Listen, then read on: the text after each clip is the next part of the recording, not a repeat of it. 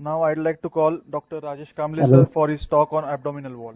So actually this lecture is about abdominal wall, and you heard one more talk of mine of ventral hernia. So there will be some overlap because those hernias also happen to be in the abdominal wall only. But I'll take you through some nice cases which will help you in your clinical practice, and how panoramic imaging in ultrasound has revolutionized the way we can look at abdominal wall. So certain overlaps might be there, but we'll run through some very interesting cases. So what I want you all to take home is how you will approach abdominal wall lesions in day-to-day practice. So if you look at, again, broadly, there are three modalities which can evaluate abdominal wall is the ultrasound, CT and MR. So between these three, I think ultrasound and MR, both are very good because of the spatial resolution which we have. So, the foreigners always have criteria to call which modality is better for which. So there are these ACR guidelines which tell us that if there is a abdominal wall lesion, then they say that ultrasound with or a contrast enhanced CT or MR with or without contrast material is the most appropriate. Then they say that the rest all are less appropriate. So, foreigners have different ways of thinking. We are very practical minded. We say that we have most available ultrasound. Every patient we will first see on ultrasound, and to qualify a lesion better in day-to-day practice, if we give a equivocal diagnosis or a diagnosis where you think that you have not done good to the patient, then you should be today's era be very honest to the patient and said, get a CT or an MR done depending upon what the lesion is. So as again and again I'm trying to endorse that today with high frequency linear transducers, it has revolutionized completely the way we look at abdominal wall.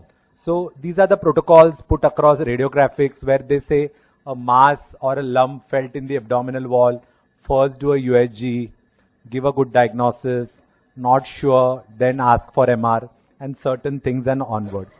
So again, abdominal wall imaging, part of your routine day-to-day bread butter of doing abdomen pelvis sonography, or again, a specific clinical request by your clinician who wants to know what's happening just at the abdominal wall layer. So again, what brings the patient to your clinic is always a symptom. So either it will be a pain or a lump, which will bring the patient to your clinician's OPD, and then you become the clinician when the patient walks to you for ultrasound, CT or MR. So you need to spend always certain few minutes with the patient trying to see with his psychology what is he suffering from. Sometimes you might do wonders that patient doesn't have any symptoms, but you will pick up certain finding which will get qualified further by CT or MR imaging. So as I was telling you that today high frequencies is gone at a different level. Skin ultrasound has come up. Someone is doing so good work that there are 20 megahertz transducers available, and you can see smallest and smallest layers of the abdomen and all beautifully with high frequency transducers. So always, I think we are all very lazy. We try to finish the OPD with convex transducers and never bother to look patients on high frequency. In fact, Chaubar sir taught me that any abdomen pelvis will never end before you will always screen through the abdomen with high frequency. And trust me, now it's 20 years through, I feel that sirs was that golden words, because I picked up so many lesions where the patient was not symptomatic for same, and I've given better diagnosis on my USG abdomen and pelvis. So again, the same overlap of my previous lectures where you're going to have 9 layers in the abdominal wall. So, you have a very systematic approach, outside to inside. So you're going to have skin, subcute. Then all fascias, always remember, are going to look echogenic on ultrasound. And all muscles are going to look hypo. This is the dictum. So you should remember that before you go across the abdominal wall, one will be this superficial fascia, which will look echogenic. I'll show you that. Muscles will always look hypo. And then there are these fascias again.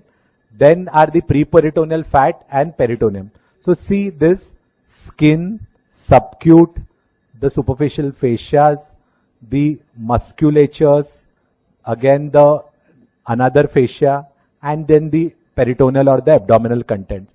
So if you develop this systematic approach in day-to-day practice and go from outside to inside, you will do wonderful evaluation of lesions sitting there, whatever the lesion is. Then today we have, sometimes you see the lesion damn superficial and you don't know how to evaluate it. So take lots of gel and put the probe very light on the lesion, and then you can have evaluate it more better. So there are these gel baths available. Sometimes even just putting a lot of water, take one plastic bag, put water and try and evaluate. All these superficial lesions on the abdominal wall are seen very beautifully on this medium if you use. So take home message, go from outside to inside, do a very systematic, thorough evaluation by going from the skin, subcute, superficial fascia, the muscular compartments, the transversalis fascia, and the properitoneal fat and peritoneum. So that's all about the anatomy of abdominal wall. But what is going to hit you in practice is the lesions, and how are you going to qualify them on ultrasound. So remember our MBBS vivas, we used to always say anything was traumatic, inflammatory, neoplastic, and infective. So that was a dictum of clinical medicine which you should use in your ultrasound practice also, because any lesion will qualify into all this in your day-to-day scenario. So commonest lesion, let's go on. What lesions lie on the abdominal wall will be the skin appendage lesions. So if you look at these huge differentials, the most commonest one which you will hit in your day-to-day clinical practice is what you used to favoritely call as sebaceous cyst, but there are no more sebaceous cysts, they are epidermal inclusion cysts, followed by pilomatricomas, lipomas, and the list can be anything in the skin lesions. So again, a very important take-home look of the lesion. So what today we are emphasizing on ultrasound is each radiologist needs to learn pattern recognition. I strongly endorse this. See once and diagnose every time. In fact, you will see that how we don't even think at when we see an endometrioma, because it has ingrained in our mind how an endometrioma looks. So that's called pattern recognition of lesions, which you all need to develop and put it in your brain bank over years, that next time you see a lesion, this looks like this is this. So in fact, I have done now such good work of 20 years. I feel in many cases I give histopathological diagnosis on ultrasound, and I challenge my clinician कि ये HP पे यही निकलेगा. So that's what you should develop, a pattern recognition, how these lesions look to you in the day-to-day practice. So see this, how beautifully this is an abdominal wall lesion, but what you're looking is a testes like a lesion, a pseudo testes pattern. This pattern, memorize, will always turn out to be an epidermal inclusion cyst. So the sebaceous cysts, which you know are nothing but an epidermal inclusion cyst. It has hypoechoic appearance. These hypo elements within it are the dermal attachments, which happen because of the keratin deposition. And anywhere in human body, epidermal inclusion cysts look like this on ultrasound. So this is one very important take home. I'm not going to talk on the theory part. See this case, again a skin subcute lesion. Moment you see this lesion, you will remember renal calculus, because that's how a renal calculus you have memorized. So if you see something like that in the abdominal wall, calcified lesion, dense acoustic shadowing, young age group, you know you're dealing with nothing but a pilomatricoma in the abdominal wall. So it's one of the most solid cutaneous tumor, bimodal peaks either in a 20-year-old guy or in an elderly age group. But one of the classic pattern recognition is that it always has calcific elements within it, which show strong posterior acoustic shadowing. Then see these warts, which we see in our day-to-day practice. They lie anywhere along the abdominal wall. And see in this case, when we did superficial imaging, how beautifully bright echogenic warts, you can qualify them on ultrasound. Then see this young doctor who came to me and he said that he has developed some palpable lump in his axillary pectoralis major lesion. See, without even I talking about it, you are talking that it's a cysticercosis. So see how you have developed your pattern recognition of a lesion lying within the muscular compartment in the chest wall. He's or does a doctor himself, and see this beautifully. You can see the scolex, echogenic. See, it in fact correlates so well with the worm that when you see something like that lying in the muscular compartment, you know this is nothing but a cysticercosis. This is of the previous lecture. Now I'm not going to talk much on it. Umbilical hernia, you all have become experts in that now. But as I told you, the surgeon expects certain things from you and you need to write this in your report. Then this case again, as I was telling you, there are these lumps which come out of the umbilicus, and when you do ultrasound, you can qualify it that what it contains, whether it has omental fat, fluid, and further so on. So hernias we are not going to talk much because I think I've educated you on enough on hernias and now you have become expert on the same. But this case, as I had shared with you all, was that incarcerated hernia. This was that irreducible hernia. Again, these are all abdominal wall lesions. But what seen is typically in a young girl who's menstruating comes says that I get a pain or a palpable nodule along my abdominal wall every time during menses, especially patients who have undergone C-sections. You evaluate them, hypoechoic, inhomogeneous appearing mass.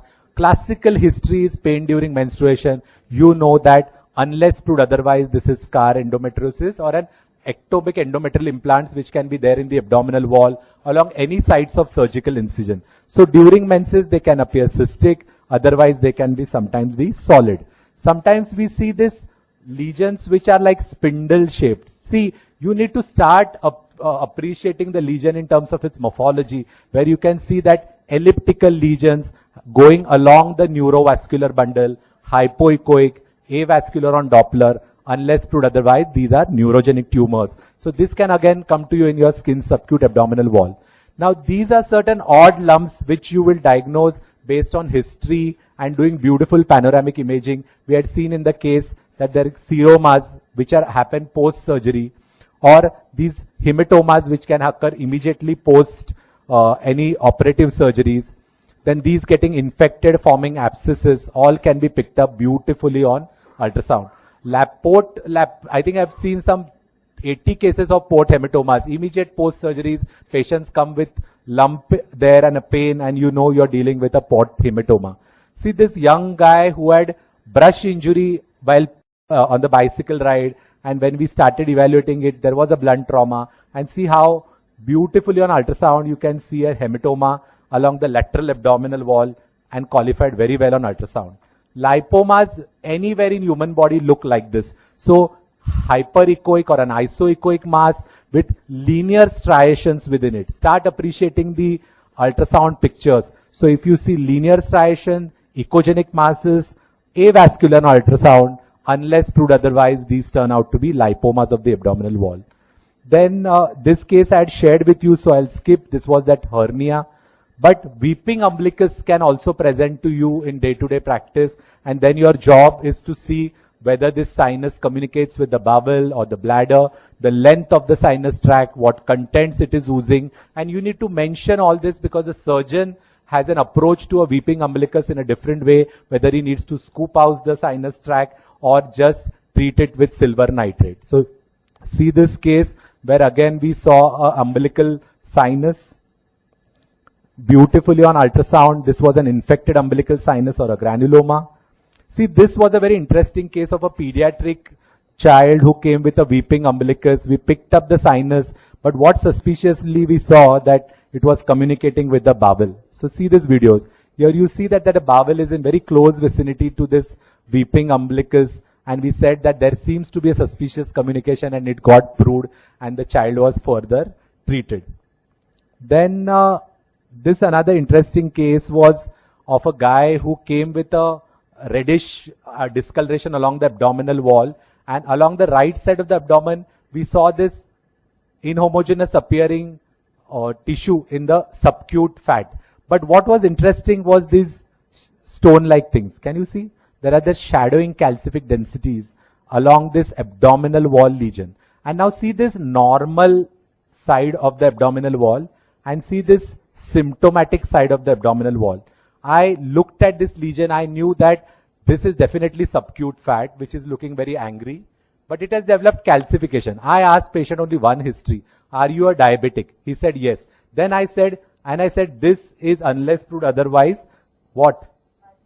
Very good. So you know that fat necrosis undergoes calcifications, classically seen in patients who undergo insulin injections in the abdominal wall, and how beautiful you can demonstrate this on ultrasound. So history played a big role here, and you, again being Sherlock Holmes, helps that this is extensive fat necrosis, usually seen because of multiple insulin injections or like a lipodystrophy phenomenon happening along the abdominal wall. See this case, again, a mass something like this. And when I asked the patient, severe pain during the abdominal wall. It was a very odd site. It was not along the scar, but it was along an abdominal wall. But then it was histopathologically proven out to be an endometriosis going all along the abdominal wall. So endometriosis are very funny. I think they go anywhere and across, but they typically complain of pain during menstruation. This was an again interesting case, 84-year woman, redness all over the abdomen, and I think I had shown you this. Yeah, I think this was meschoma which we had shared with you. Won't go much into this. See this buckled up meschoma, and now I think next time none of the audience will miss meschomas because typical buckling of this mesh and a history of surgery clinches the diagnosis of an meschoma. So most of the time they need to be removed, and then the patient then only gets symptomatically relieved. This is another interesting case. Patient came for pelvis sonography. Now, how we have a focused approach. Pelvis means uterus, ovaries, and endometrium, and patient goes out, okay? So patient said, I have a pain along the lower abdominal wall. So I started doing the scanning, uterus normal, and one fibroid I picked here. Can you appreciate, all of you all? So, see, you know that, this is fibroid, but patient said, sir, idhar nahi dukta, upar dukta. तो मैंने बोला, ऊपर का दुख रहा है. तो then she said, ovaries were normal, and I said, there is just a fibroid, there is nothing more than that. But then she said, no, look here, the pain is there along the lower abdominal wall. So I switched my probe to high frequency and see what jadoo we did. So lower abdominal wall, when we did with high frequency, we saw hypoechoic collection kind of thing. Can you appreciate? Again, it is in the subacute fat of the abdominal wall where the patient had pain. Lot of fat stranding around the lesion. Now see the beauty of this lesion. If anyone gives diagnosis, I'll give party to that person in the night. Can anyone diagnose what is happening here? No, there was no surgery. So see this beautifully linear echogenic structures lying within this hypoechoic collection. Anyone? Huh? What worm? Yeah, so this is dirophylaresis. Remember, dirophylaresis is one worm which typically affects the subcutaneous tissue of the abdominal wall.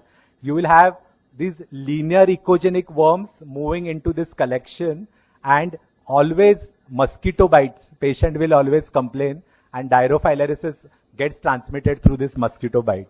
So next time, don't miss a diro.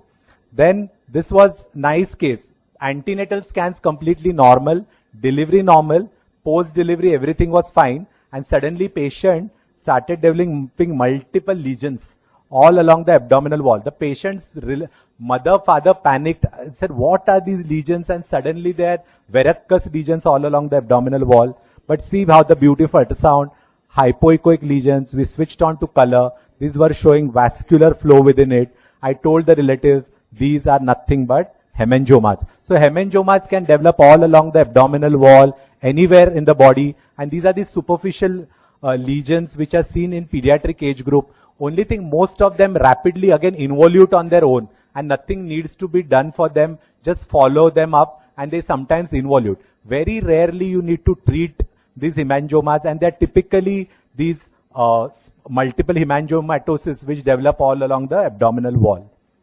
Then very nice case again, operated case of CA ovary, suddenly developed lower abdominal pain. So see this collection. So what is your diagnosis?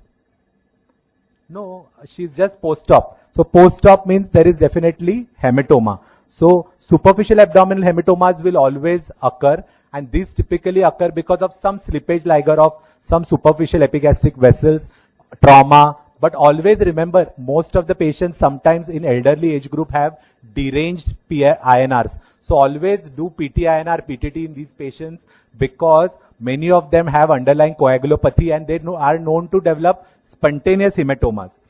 I'll finish fast with these two cases.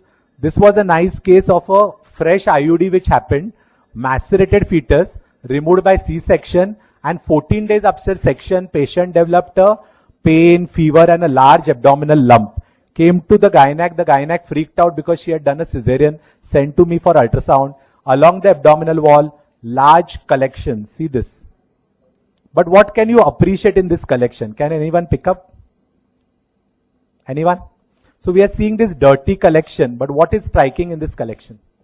Excellent. So there is air in this collection. We told this clinician that this seems to be some anaerobic infection affecting abdominal wall. In fact, during the manipulation, the whole collection ruptured in the clinic and there was all pus and foul smelling discharge, and this turned out to be gas forming collections with gas forming bacteria like Clostridia.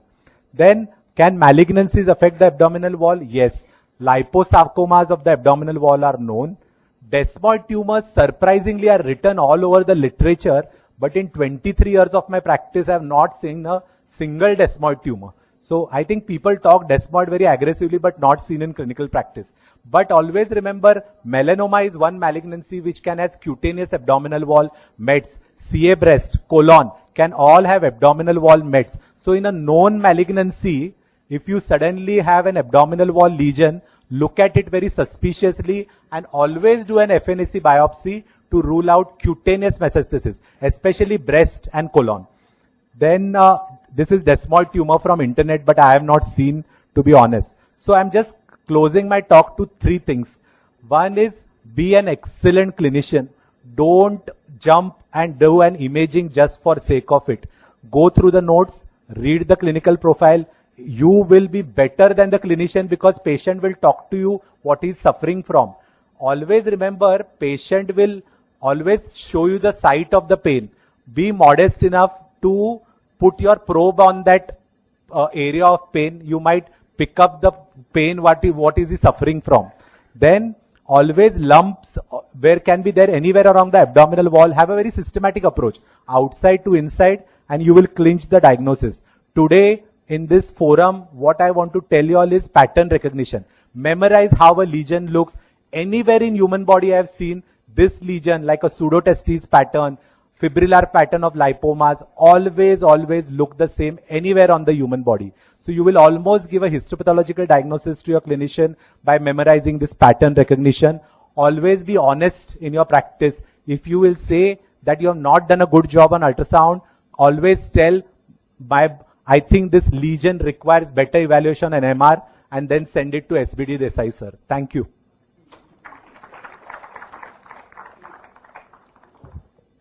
Dr. Srinivas sir and Dr. Kamble. One thing, there are so many radiologists, they are practicing at the periphery.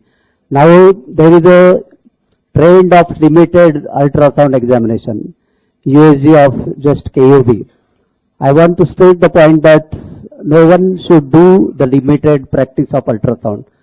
Even if clinicians have written USG for KUB, don't forget at least to screen all the intra-abdominal organs, because there are so many things you can miss on your routine examination, hidden malignancy, which will be the helpful for the sake of the patients.